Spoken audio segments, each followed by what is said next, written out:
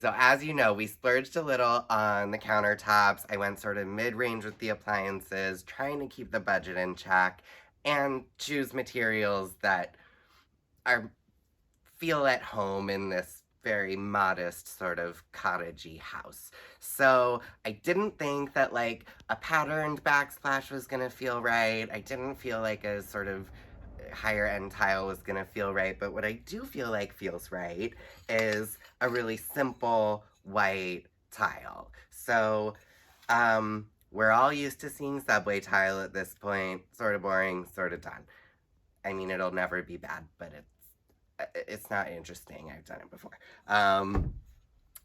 4x4 can go kind of modern, feel a little like, I don't know, uninteresting. So what we've done is we're gonna mix 4x4 and 4x8.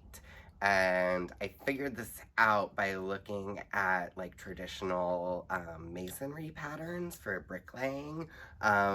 And what's cool about it is there's like a bunch of combinations. So what I thought would be fun and nice for this kitchen is this, which is based off of a Flemish bond, you know, the Flemish. And basically, if it was brick, like these would be rectangular, not square. But the point is that you can, as long as you have the smaller tile be half the width of the bigger tile, you're good. So you could do like a 6x6 and a 6x12. I just thought this scale would work better. So let's play around a little, and I want to show you some other pattern options that could be cool with this simple, fresh take on classic tile that's really cheap. So we'll start with the basics.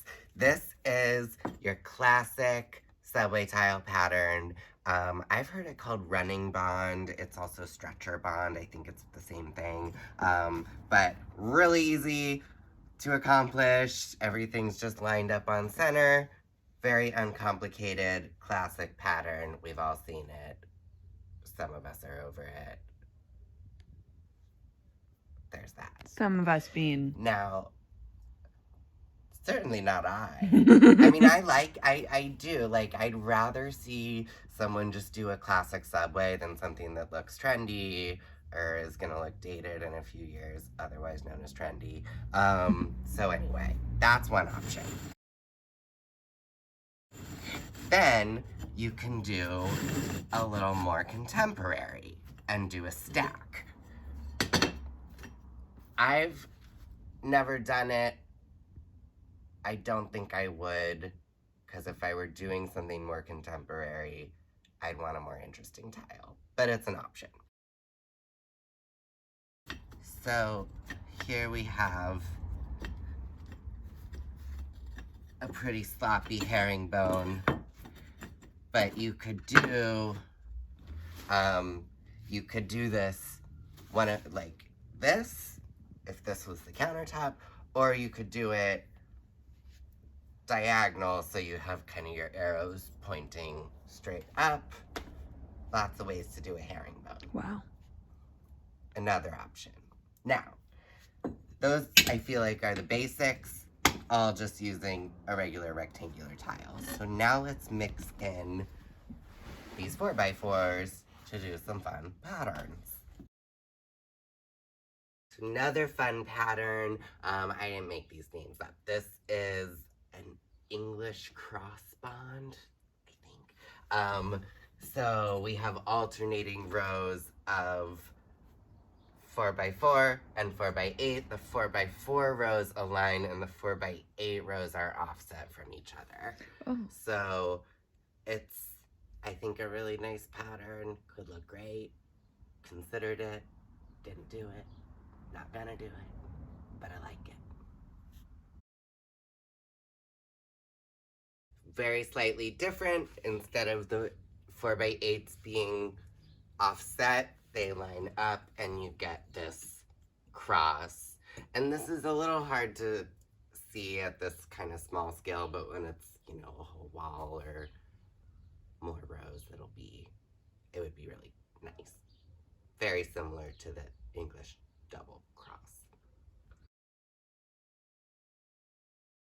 Here we have a double English cross. So again, would look better at a much bigger scale, but it's basically just 2 rows alternating 4x4, 4x8. We have this offset, could be pretty great. So this evidently is called a Flemish garden wall, a bit different than our Flemish bond because instead of just alternating 4x4 and 4x8, we have 3 4x8s in a row offset by a quarter, so 2 inches. From the next row, same thing, and then we have the 4x4s lining up in these kind of cross patterns. Totally, I see it. I can see how this could get confusing when you are actually putting it on a wall. So you'd have to pay attention. You'd have to focus. You'd have to focus. Or as my Spanish teacher used to say, focus. Was that Maribel or No, it Ika? was middle school. Oh, middle school. Senora Mesquiri. Oh, cute. Put down your sheets of paper and focus.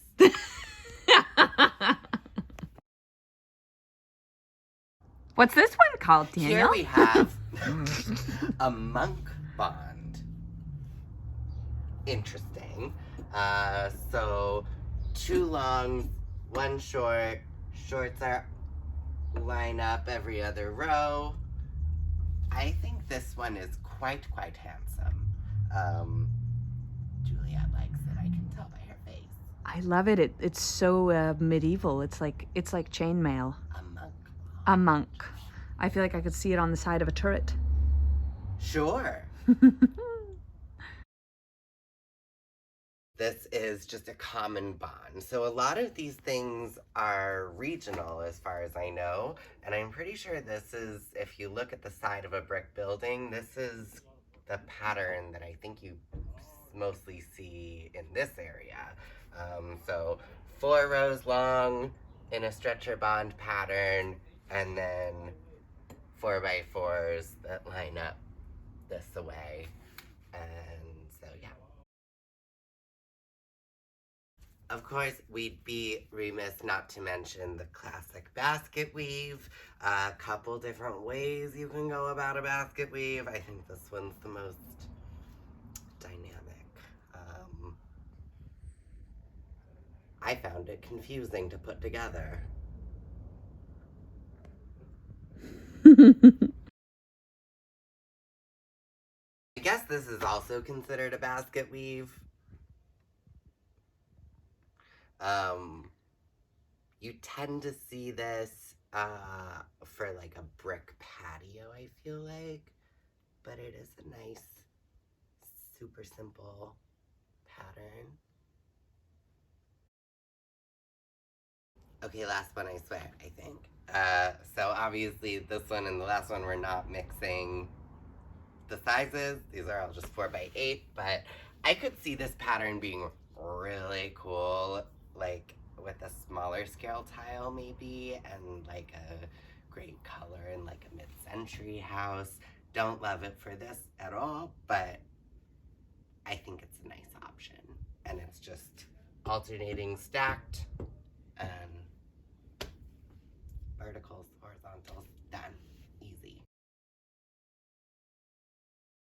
So lots of fun ways to go about it. I feel like it would be great for a backsplash, shower wall, and a very affordable way to do something a little different. So hopefully this got you thinking for once in your fucking life, and go forth and tile. Yeah, let's you know, I want to point out that this was Daniel's idea to consult the masonry patterns. No one told him to do this. I mean, it's sort of, I have to think these things up. Look at that big brain. Look at that big brain leaking out of the side of his head. It's huge. Yes, it's huge, I though. actually have a very small head.